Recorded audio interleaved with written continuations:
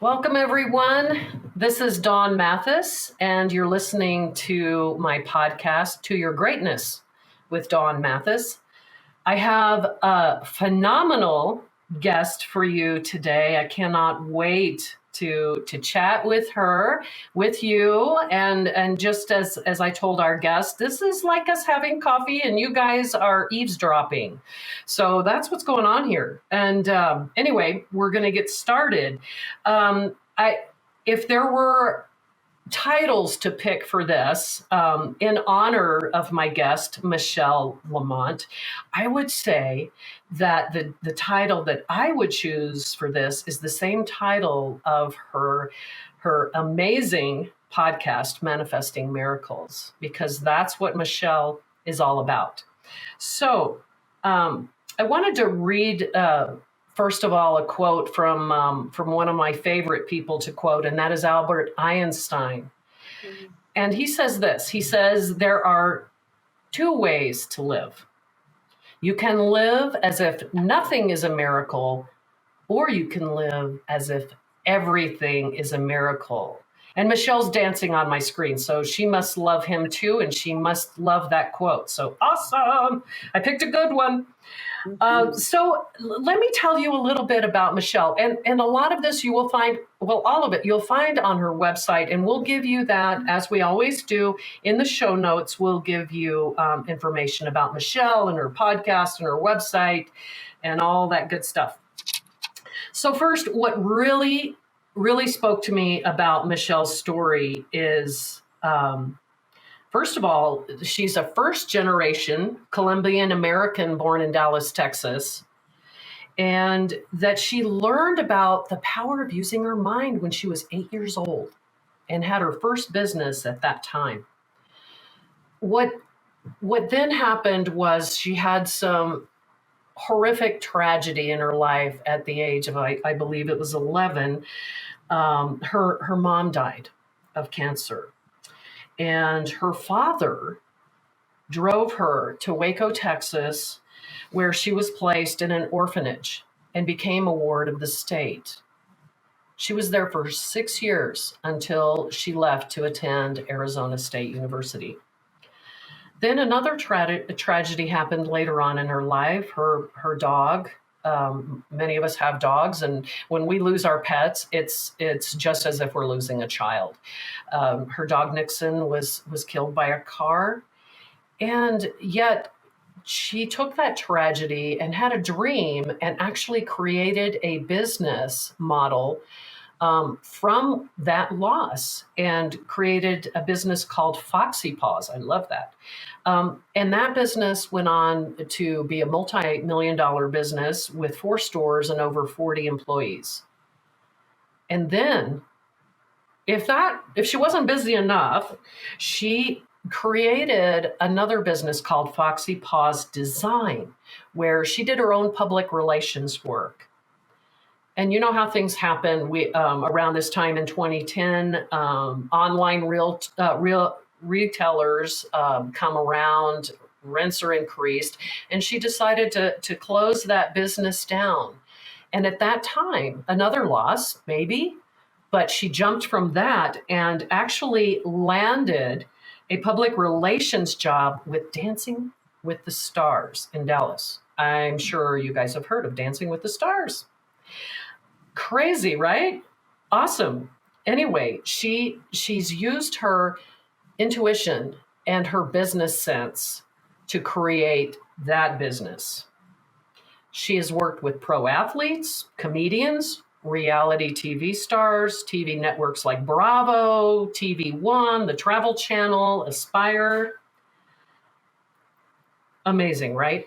I know you want to meet her, but I'm not done. I want to give you a little bit more about her.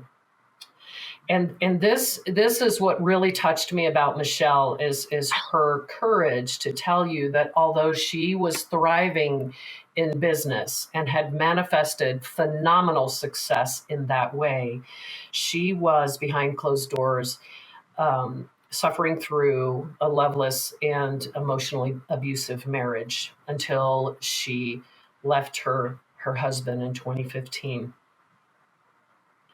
And then she goes even deeper into her story and tells us that she's a survivor of attempted suicide because she felt there was nothing left for her to do. She'd done a lot of successful things in business and just felt that there was nothing more or nothing left.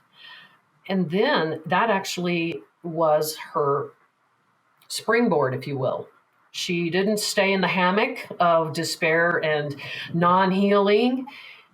She used these two losses, or almost losses, to springboard into yet something new. And that was her own healing, her own transformation, and rediscovery of herself.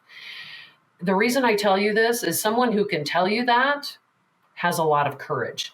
And those are the kind of people that you want in your corner, that you want to listen to, that can give you hope if you're feeling despair in your life and needing a transition or wondering what the hell is next, or is this all there is to life, is what I've done. And now I'm getting ready to retire and I'm feeling empty. So that's why Michelle is here today. She went back to school for something called mindfulness cognitive therapy. She is licensed and she has begun a new chapter, and she's going to talk to us about that in just a moment. So I just wanted to let you know she has lots to offer. And let's hear a little bit about maybe some of the gaps I missed in her story. And I have some questions for her. And Michelle, welcome.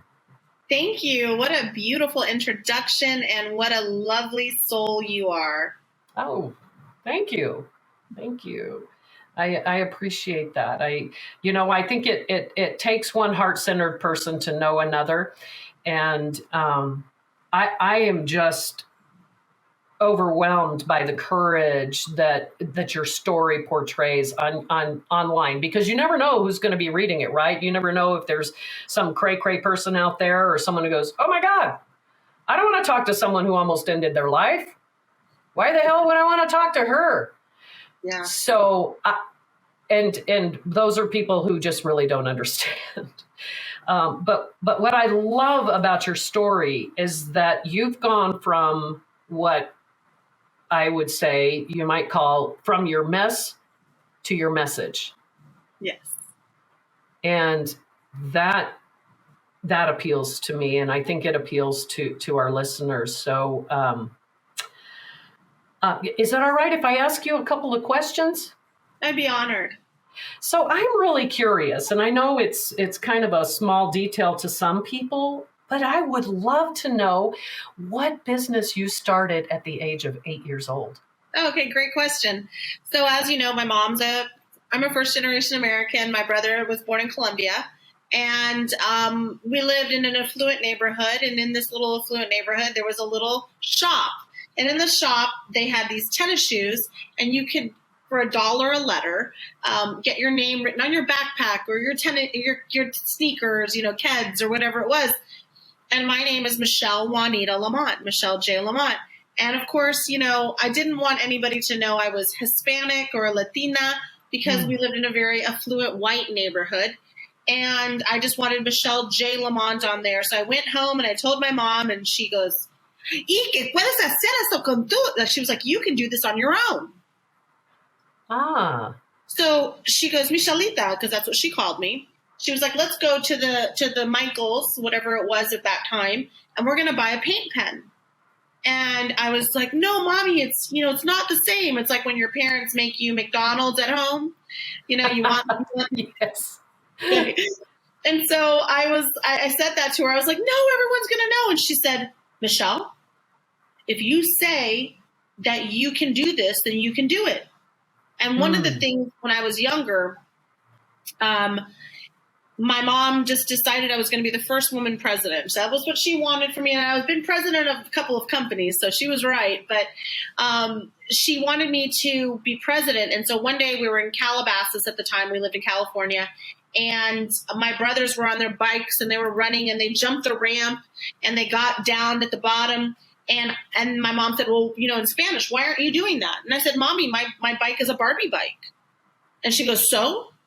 And I said, but Mommy, their bikes have snakes on it and like boy stuff. And she said, if you're, in Spanish, she said, if you're going to let your equipment dictate your success, you're going to be a loser your whole life. She goes, Wow. Get out there. Yeah. She goes, get out there and jump that ramp. And I got out there. I jumped the ramp. I fell. I crashed. My knee skinned open. And she walks over, pours water on it. She goes, do it again. And so I did it again. So I learned pretty quickly from my mom that we don't tolerate a lot of excuses. So, and that was pretty young. And then here I am, probably 7, 8 years old. And I told her I wanted the paint pens on my tennis shoes. And she said, we could go buy a whole paint pen for $1.50 instead of $1 a letter. And I was like, okay. And she said, look, you just have to line them all up the same. Just take a tape measure and line them all up the same, Michelita. And so I practiced on the paper and I practiced on the paper and I practiced on the paper. Then I wrote it perfectly on the shoe. And she was like, see, that's $12, $18 right there that you don't need. So I got this idea that I could do it for all the kids in the neighborhood because we all had bikes and we all wanted this stuff. And the store was right down the street. So my dad at the time had what we thought was like pretty fancy. We had a fax machine, a copier for way back then, And I said, Dad, I want to start a business. And he said, what are you going to do? And I said, I'm going to sell paint names on shoes, on backpacks, on everything. And I said, so I need, $27 or $107. I forgot what the amount was to buy a color, all the colors and the tape and everything. And he said, well, how are you going to market it? And I said, well, I'll just pay my brothers to put the information in people's mailboxes. So my dad made me a flyer and he copied them on his copier. And I paid my brothers 10 cents a street. And I said, look, I've got friends that lives on all these streets. So if they don't say that they got it in their mailboxes, I'm going to know. And pretty soon I had about $300 and something worth of profit. And my dad made me pay him back all the money that I had borrowed to start the business, and the rest was profit. And so when we went back to school, I was allowed to buy whatever I wanted because I had all this extra money. And so it kind of kicked off, and my parents are both entrepreneurs. My mom had about 6 or 7 different businesses and my dad owned car dealerships. And so call it what you want, right? Just none of my other brothers or sisters, and I have 5 brothers and 2 sisters from both of their marriages, but from their marriage, there's 3 boys and 2 girls, and I'm the only entrepreneur. So it's not your circumstance, it's you. You can decide what you want to be and what you don't want to be. So that was my very first business. There you go. Wow. That's incredible. That's incredible. So you were saying that that you could manifest things and it was all around the business realm. That's where you manifested your successes. And then when did you realize that this manifestation thing could work in other places in your life? Well, growing up at the Children's Methodist home, another aspect of that was that my dad kept my other brothers and sister, and he just gave me away. So before my 11th birthday, I lost my mom and I lost my dad and I lost my brothers and my sister. And now I'm in a situation where I'm in a very small town, Waco, Texas, comparatively to Dallas, Texas. And Yes. Everybody, makes fun of the kids from the orphanage because we go to public school. Between, verbal abuse, sexual abuse, mental abuse, emotional abuse, I was in prison. I was literally in a psychological nightmare until I got scholarships and went to college. And I married somebody who was not supposed to be somebody I should have been with for my entire life. And he didn't know, he worked for me his entire life. And we didn't know how to leave each other because we were both addicted to the suffering. He was addicted to being abusive, and I was addicted to being abused. And so once I decided to file for divorce and leave him, I was pretty much, there was nothing left of me. I looked probably 10 years older than I do now. I can't remember being happy. I don't remember food, eating, tasting, nothing. And I spent about 6 weeks after I finally got divorced and he moved to another state. I was sitting there in my house and I said, you know, the only thing that I'm good at is making money and this sucks. And I can't do this anymore. I don't want to live. This is not a life for me. Like I just went from one prison to another to another.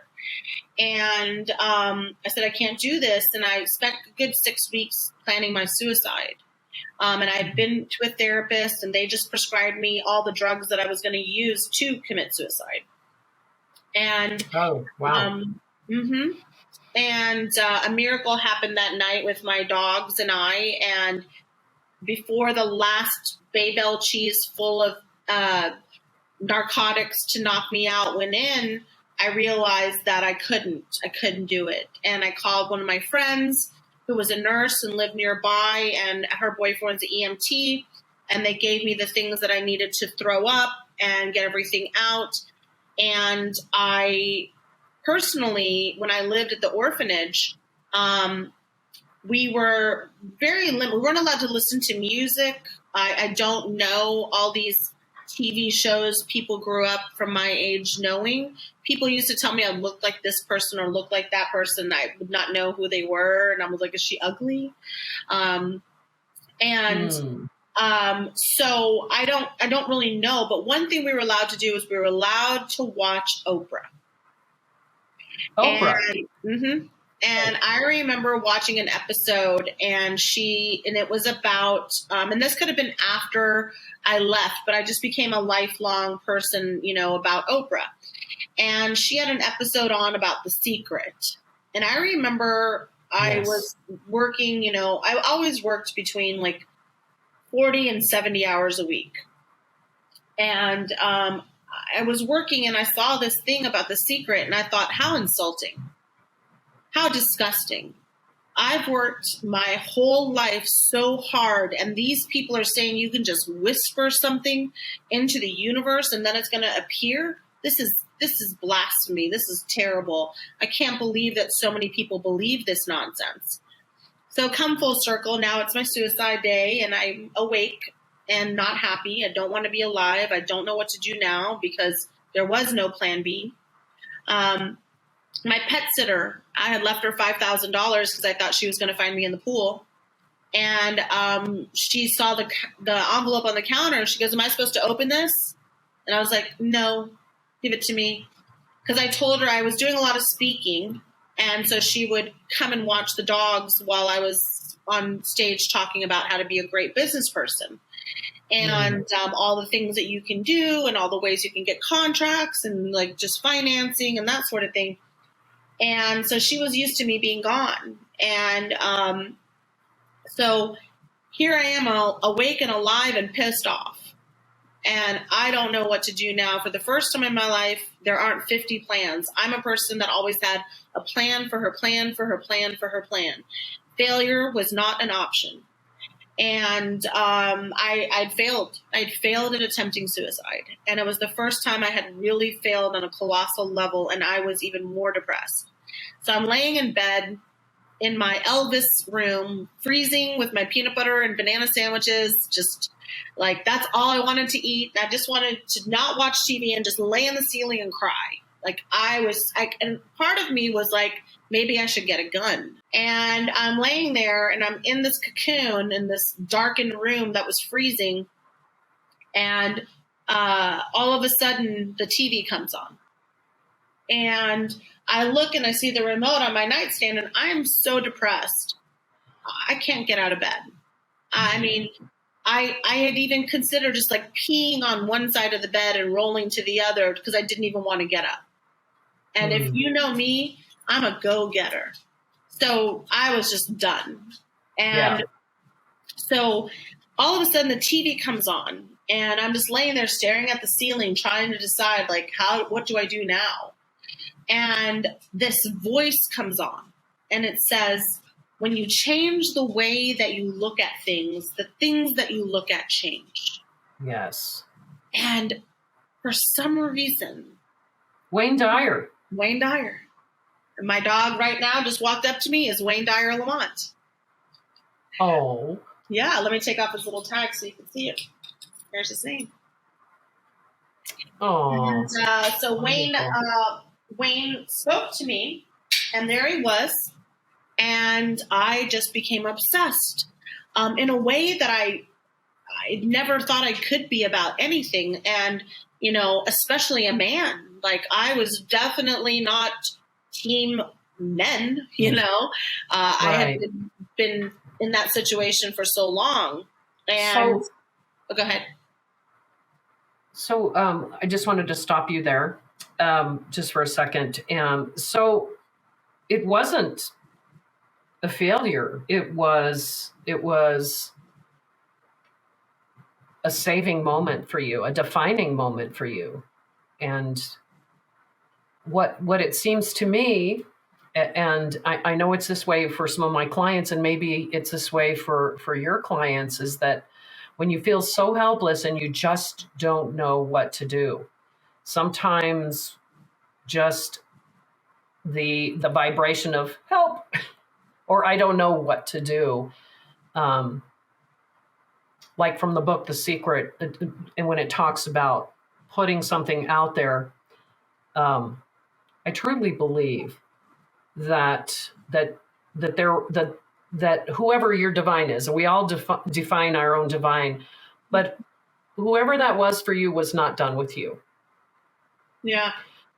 Was not done with you. And what I'm hearing is that you, I mean, I hear how depressed you were, like just unable to move. Mm-hmm. And from that, hearing one little piece of information from someone, Wayne Dyer, who's amazing. He's left us now, as have some other. Yeah, he was amazing. Bob Proctor was another one. He just passed not too long ago. Another great mind. Beautiful soul. Great soul. Yes. And so there was a part of you, from what it sounds to me, that could hear the message that he gave. And so somehow your TV came on and boom, there he was. And sounds like that saved your life. You know what? I think that it was always the plan. And yes. People say, you know, how did you survive 5 miscarriages? How did you survive being sexually assaulted? How did you survive being this? And I said, I don't think of it as survival at all. I think of it as such a gift, because knowing that there isn't anything that can stop me now is the greatest freedom of all. And when you've faced death and you've said, like, come on, you know, and you've put your fist up and you win, it almost makes you invincible. And I was on a quest to meet him, and then I found out that, you know, August of 2015 he died. He transitioned, and I went to Half Price Books in my robe and my slippers. Literally drove there. I was still like not me yet, and I just went to the self-help thing, and I just got every single book off the shelf, and I started down this path. You know. Before that, I had my own PR agency, and I worked for red carpets and huge names and big brands and everything. And so I had to keep everything inside, because you have to be bulletproof. You have to be perfect for them to work with you. And, you know, being perfect was what I was really good at, but being Michelle, I was terrible at. And I had to find her. And in that, you know, in that awakening, one of the greatest gifts of all was just release and letting go of this need for explaining anything to anybody ever again. Yeah. And understanding that I can help any entrepreneur go from 100 to 100,000. That's not hard. Like, this is just tactical, but maintaining it and growing it is spiritual. And and I so, love that. you know what I mean? And so, I love that. Yeah. and No, so, that's amazing. And what I'm hearing from all of the suffering, the pain in your life is that you're an overcomer. Not just a manifester, because I truly believe, and I'm just learning this for myself, is that to really fully all parts of us manifest what it is we would love, and like Wayne Dyer called it, manifest your destiny. yeah. Manifest your destiny. Yeah. Um, Sometimes it requires us to heal first. Mm-hmm. I mean, there's so much we can do with success. It sounds like you did an amazing job being as successful as you were, and of course that piques my curiosity because I'm always wanting to to be more successful, and who doesn't? I mean, most of us do in some way, shape, or form. Um, I just hear what an overcomer you are. So if there were somebody listening today, Michelle, and there probably is, who might be living with a limiting belief or a paradigm about themselves, like I, I've started this business and I'm not making any money, and I've doing what I can, and it's just not working for me. I must just suck. What would you say, what would you say to someone like that? Well, first I would say, let's just manifest $1. And I'm going to show Mm. you how to manifest $1. Let's manifest a butterfly. Let's start with Oh, wow. something that has nothing to do with what the problem is. So we can prove that you are a creator and that you and God are not Mm. separate. And if God created a mountain and a tidal wave and you and me, the ideas of manifesting energy called $1 million or 150,000 or 500,000, that's child's play. Go stand at Yeah. a flower for an hour and you tell me how that was created. Okay. And the genius and the ingenuity, there's like something of the neighborhood of like 116 varieties of flowers. What if they decided at 115 that was enough and there wasn't the orchid, right?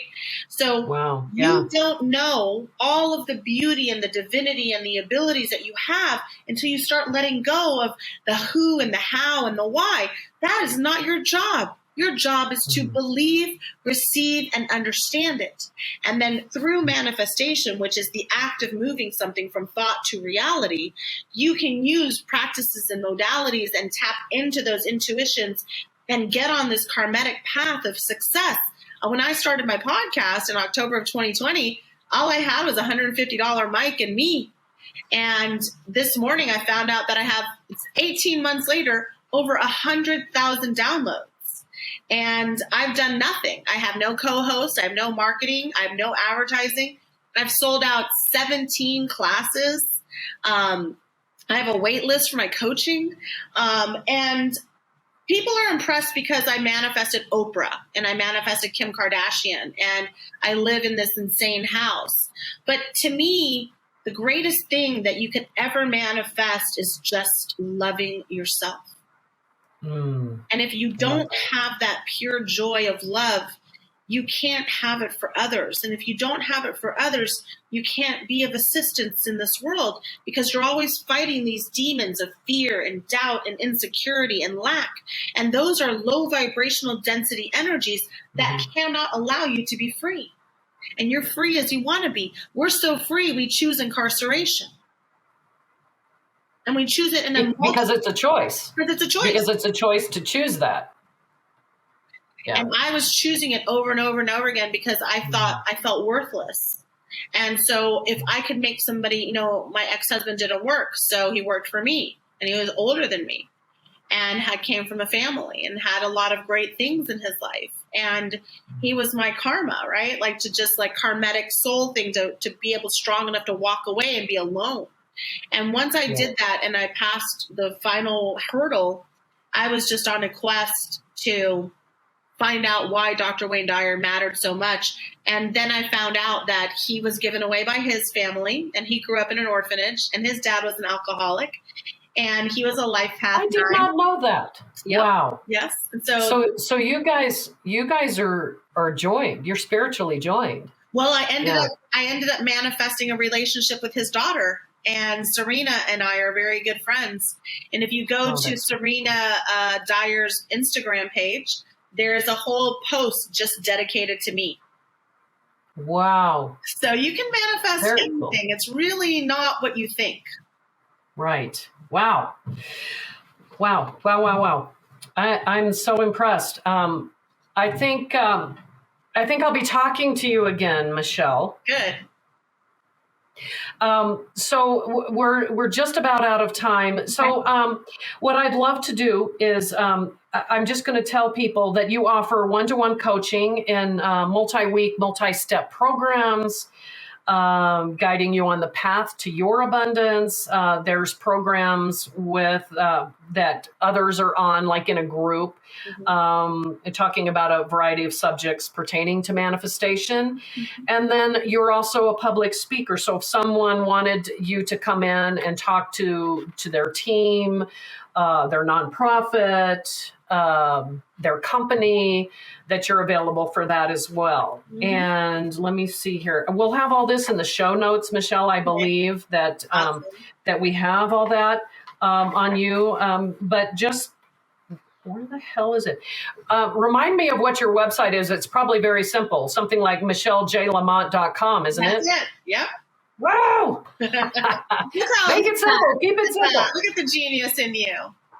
Oh man, I am so much a genius. Thank you. And then your podcast, as we mentioned at the top of the podcast, is Manifesting Miracles, which I think is a perfect title for this because many miracles happened in your life, and just like Albert Einstein said, you can look at everything as a miracle or nothing. It's our choice. That's what makes us different. That's what separates us from the rest of the animal kingdom, is that we can choose. So, Michelle, thank you so very much. And I will be reaching out to you. And it's just amazing hearing your story, hearing how you overcame everything. And if you can do it, we can too. It's already yours. Amen, sister. Thank you so much, Michelle. And don't get off, because we'll have a few instructions for you. Just hang for a second. But I wanted to say farewell to the guests that listened to this today. Reach out to Michelle. She's the real deal. You know how to reach her. We'll have it in the show notes as well. Michelle J Lamont, Lamont. And again, thanks for joining us, everybody. Michelle, thank you. And this is To Your Greatness with Dawn Mathis. I am Dawn Mathis. Thanks for joining us, and we'll see you next time. Take care, everybody.